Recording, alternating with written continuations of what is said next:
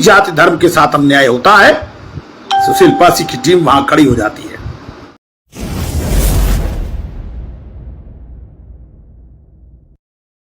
आप अपनी बात भी, जो बात आपको अच्छी लगे तो ठीक है, नहीं लग रही है तो आप मुझे सलाह दे सकते हैं, सजेस्ट कर सकते हैं, अपनी बात भी इसमें लिख सकते हैं। लेकिन मैं चाहता हूं कि अधिक से अधिक लोग मेरे इस लाइव में जुड़े और अपनी बात, अपने कमेंट्स, सब कुछ इसमें रखें। क्योंकि जब मेरा मन कहता है, मेरा दिल कहता है, तो अपनी दिल की बात रखने के लिए मैं लाइव होता हूं, ताकि मैं आप सभी लोगों से अपनी दिल की बात कह सकूं। सबसे पहले तो मैं आप सभी को धन्यवाद, दिल से आभार कि आपने अपना कीमती समय निकाला और मेरी लाइव में बात सुनने के लिए आप सब लोग जुड़ चुके हैं और अधिक से अधिक लोग जुड़ते जा रहे हैं। इस समय कुछ ऐसी परिस्थितियां हैं हमारे देश और प्रदेश में, उस संदर्भ में मैं आपसे बात करने आया हूं। भारत विविधता से भरा हुआ है। इस देश को बनाने में न जाने कितने लोगों अपनी मेहनत से, अपने परिश्रम से देश का निर्माण लगातार कर रहे हैं। अतीत में भी लोगों ने किया है, इतिहास में भी किया है। फिर ऐसी कौन सी परिस्थितियां हैं कि हमारे देश को आगे बढ़ने से रोक रही हैं? भारत की जो संस्कृति है वो मिलजुल कर रहने की संस्कृति रही है, भाईचारा से रहने की संस्कृति रही है। और भाईचारा इतना कि लोगों ने अपने हिस्से की बात, अपने हक और हुकूमत की बात भी लोगों ने कभी नहीं किया। जो जिस हाल में रहा उस हाल में रहता रहा, हर परिस्थिति में अपने जीवन को जीता रहा। अभावग्रस्त था तो भी उसने उफ नहीं किया। जुल्म, जाति और अत्याचार लोग करते रहते थे,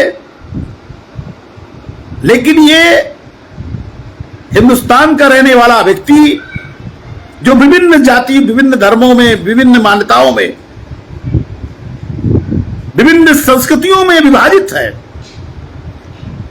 लेकिन चूंकि उसको इस मिट्टी से लगाव है, इस देश से लगाव है,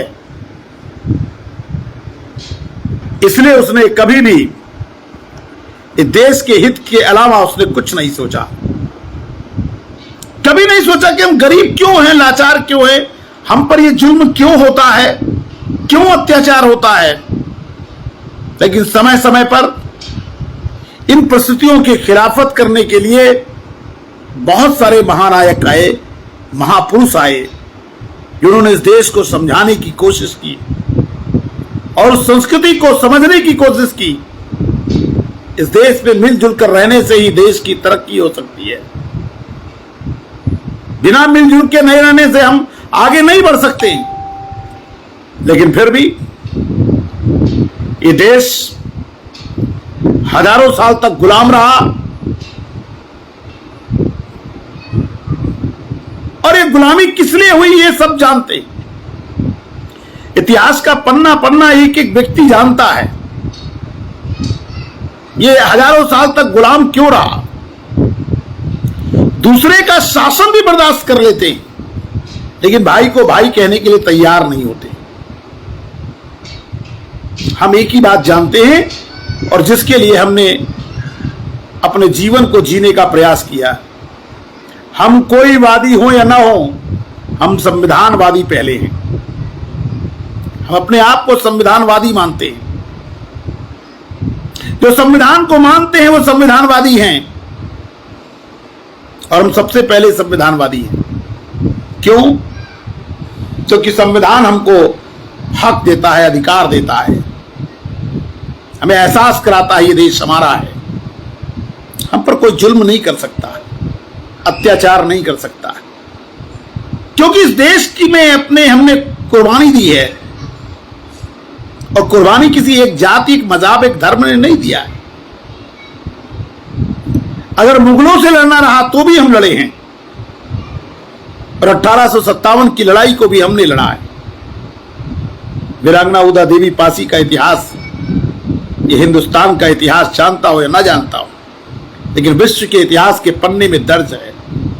मदारी पासी एका आंदोलन चलाते थे, छेदा पासी, न जाने कितने वीरांगना अवंतीबाई लोधी, झलकारी बाई कोरी, संत गाडगे, न जाने कितने अनगिनत लोगों ने, सबने देश के लिए कुर्बानी दी।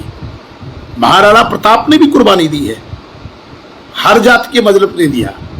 अगर मंगल पांडे लड़ते हैं तो चंद्रशेखर आजाद अगर लड़ते हैं तो वीरांगना उदा देवी पासी भी लड़ती हैं, मदारी पासी भी लड़ती हैं।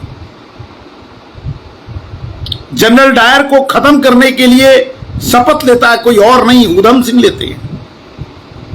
यानी इस देश को सजाने संवारने में इस देश की हर जाति, हर मजहब के लोगों का योगदान है।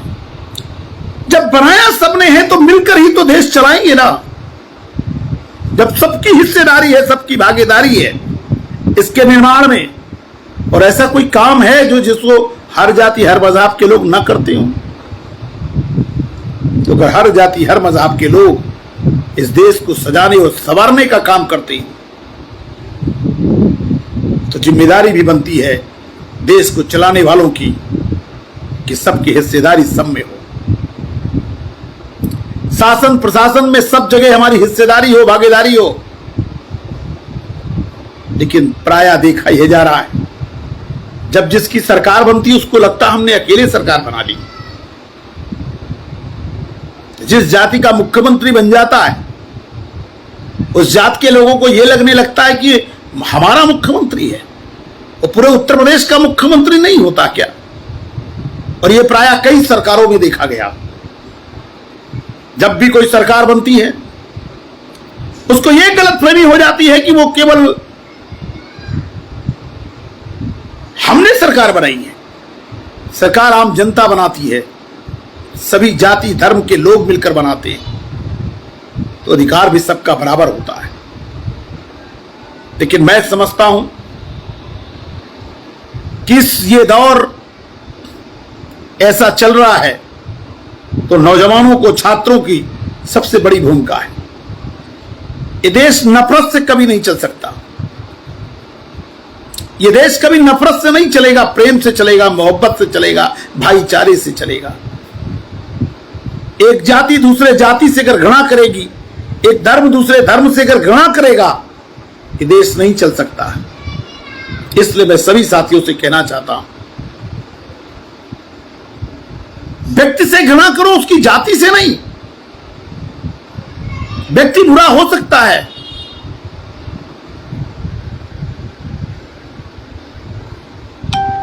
तो हमारे आपके अंदर ये भावना आनी चाहिए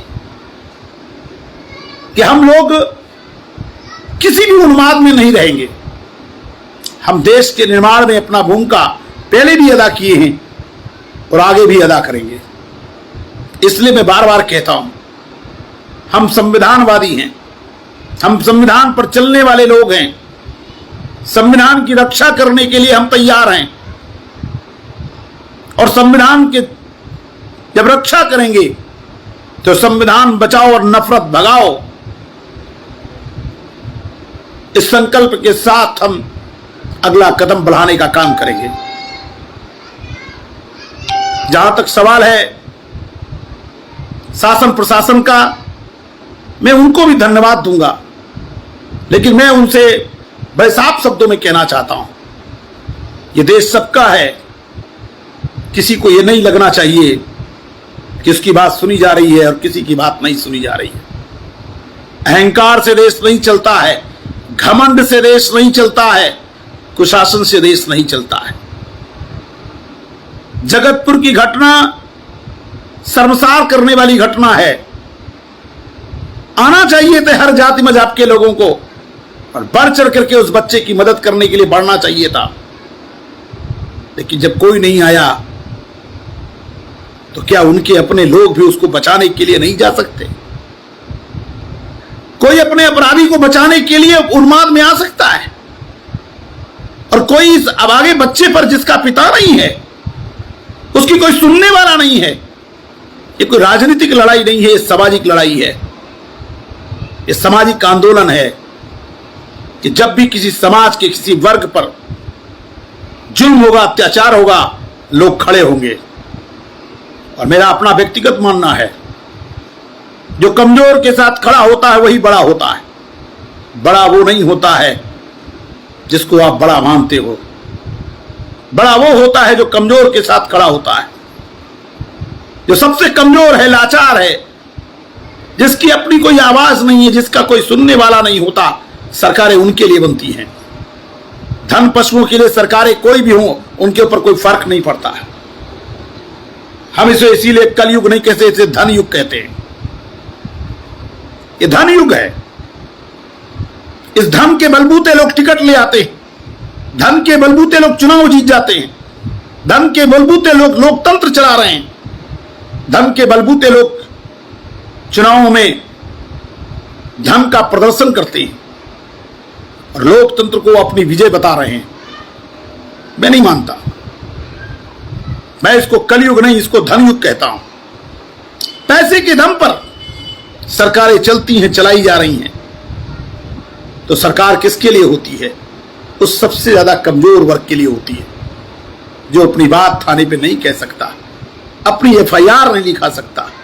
उसके साथ खड़ा होना चाहिए हर अधिकारी को भी, और हर उस व्यक्ति के जिसके अंदर जरा सा भी जज्बा है, जुनून है, उसके साथ खड़ा होना पड़ेगा जो कमजोर है। और आज हमारे तमाम साथियों ने हमारे साथ मिल करके उस कमजोर बच्चे को न्याय दिलाने के लिए, जो बिना बाप का बच्चा था, और इसको लोग जाति के चश्मे से देख रहे हैं। शर्म नहीं आती, लज्जा नहीं आती? कैसे लोग हैं आप? एक कमजोर बच्चे के साथ खड़े होने की बजाय आप उसको जाति के चश्मे से देखते हैं। अगर न्याय उस बच्चे को मिल जा गया होता, हम लोग जब थाने पर गए थे, न्याय मिल चुका होता, हमें जरूरत नहीं थी अगले कदम बढ़ाने के लिए। और एक बात मैं फिर कहना चाहता हूं, खुली चुनौती कहना चाहता हूं, हम सरकार से नहीं डरते, गुंडों और माफियों से नहीं डरते। हम डरते हैं तो केवल कानून से और संविधान से डरते हैं, क्योंकि हम संविधान के पुजारी हैं। हम अपने आप को संविधानवादी मानते हैं, हम संविधानवादी हैं।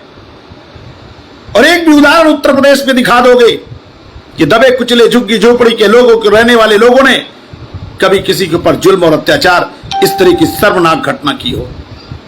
एक उदाहरण बता दो। क्या इस आधुनिक भारत में ऐसी घटनाओं के लिए जगह है? तो बड़कपन तो इस पे होना चाहिए था। कोई भी सेना हो, किसी सेना से नहीं डरते, क्योंकि डर और लालच से हम लोग इस व्यवस्था को नहीं चलाते। इसलिए मैं बड़े साफ शब्दों में कहना चाहता हूं, डराइए मत, कोई डरता नहीं है, कोई नहीं डरता। ये देश हमारा भी उतना ही है जितना लोग अपने अपने आप को समझते हैं। ये देश उन करोड़ों लोगों का भी है जो दिन रात मेहनत करके इस देश को चलाते हैं, बनाते हैं। भूखे नंगे रह करके भी इस देश में अपने निर्माण में अपनी भूमिका अदा करते हैं। हमें श्रम की कीमत मिले या ना मिले, और दुर्भाग्य देखिए कि वो मां उनके खेतों में अपने श्रम से काटने जाती है और अपनी मजदूरी के पैसे मांगने के बाद ऐसी घटना करना और उस घटना को तूल देना, जाति का रूप दे देना, ये निरर्थक बात है। हम सिर्फ इतना मानते हैं कि घटना में सिर्फ केवल इतना है, एक अपराधी ने कृत्य किया, उसकी जाति कोई रही हो, और एक निर्दोष बच्चे को बचाने के लिए, उसको न्याय दिलाने के लिए हम लोग आगे बढ़े और आगे और बढ़ेंगे। जहां कहीं जुल्म जाती होगी, पूरे उत्तर प्रदेश में पूरे उत्तर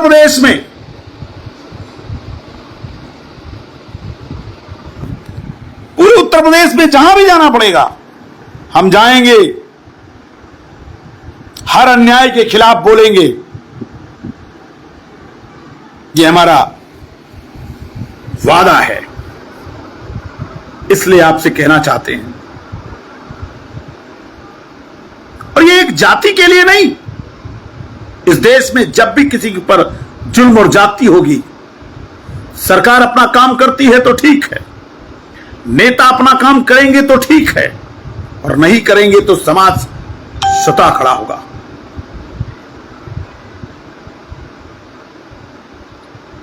हम बड़े साफ शब्दों में कहना चाहते हैं, सरकार अपना काम करे, विपक्ष अपना काम करेगा, लेकिन विपक्ष भी अगर नहीं बोलेगा, आंदोलन नहीं खड़ा करेगा, तो फिर लोकतंत्र नहीं चल सकता। लोकतंत्र की हम सवाल करना चाहते हैं, इतनी बड़ी घटना हुई, अगर सामाजिक आंदोलन चलाने वाले नौजवान कुछ चले गए तो सरकार क्यों नहीं पहुंची? क्या सरकार का कोई मंत्री नहीं था? सरकार का कोई विधायक नहीं था? सरकार के लोग नहीं थे क्या? जाना चाहिए था उस बच्चे के घर। न सरकार जाती है, न लोग जाते हैं, और नौजवान अगर चले गए तो पेट में दर्द शुरू हो गया। ये ठीक बात नहीं है।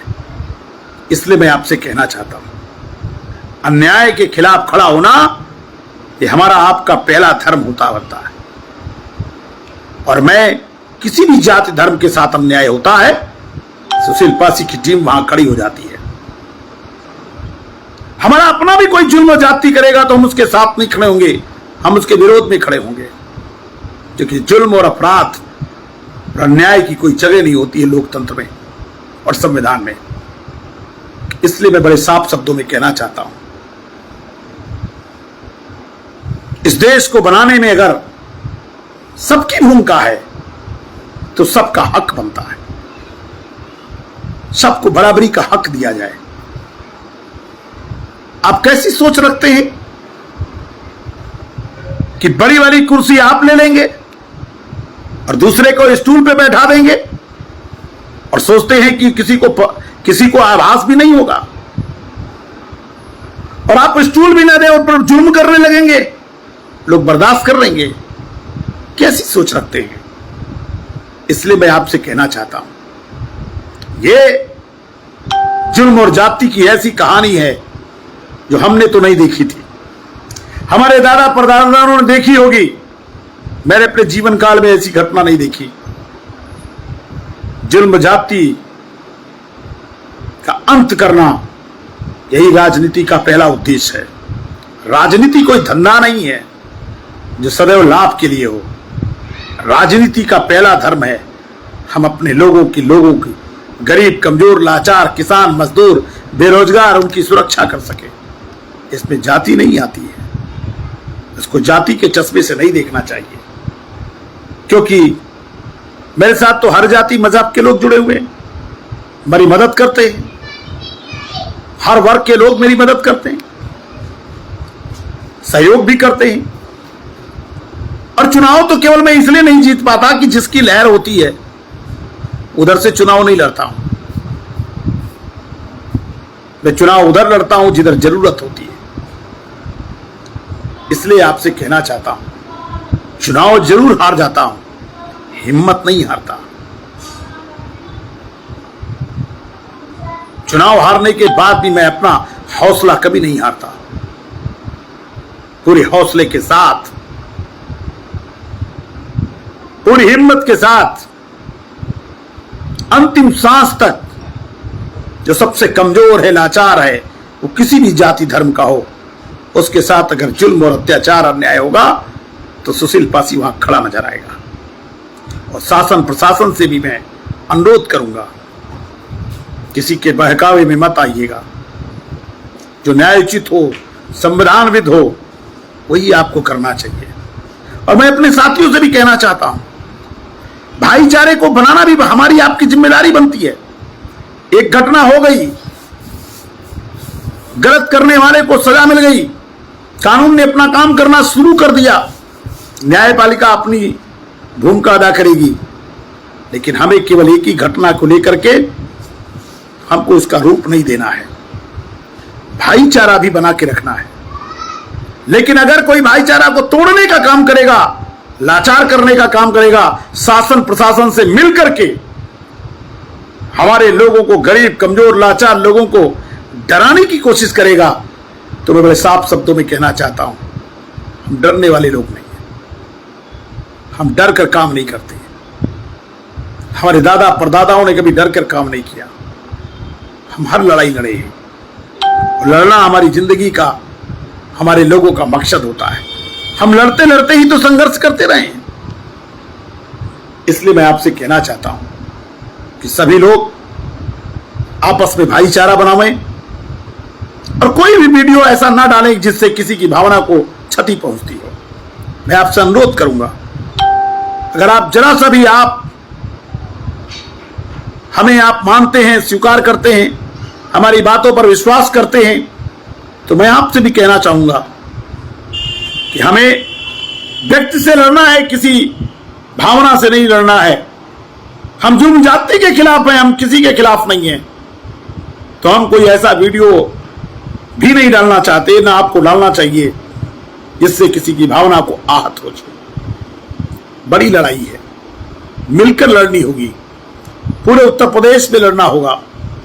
ये देश को बचाने की लड़ाई है, संविधान को बचाने की लड़ाई है, एक भागीदारी की लड़ाई है। हम चाहते हैं कि भागीदारी के माध्यम से जब तक इस देश के हर जाति हर मजहब के लोगों को अपना हिस्सा नहीं मिल जाता, तब तक ये लड़ाई जारी रहेगी। हम इस लड़ाई को लड़ना चाहते हैं और आप सबके बलबूते लड़ना चाहते हैं। लेकिन अगर आप लड़ने का तरीका लोकतांत्रिक आपका नहीं होगा, संवैधानिक नहीं होगा, आप किसी भी लड़ाई को जीत नहीं पाओगे। इसलिए मैं आपसे कहना चाहता हूं कि लड़ाई बड़ी है। ये जुल्म जाति और अन्याय के खिलाफ तो हमें लड़ना ही लड़ना है। हमें यह भी लड़ना है, ये देश क्यों कमजोर होता जा रहा है।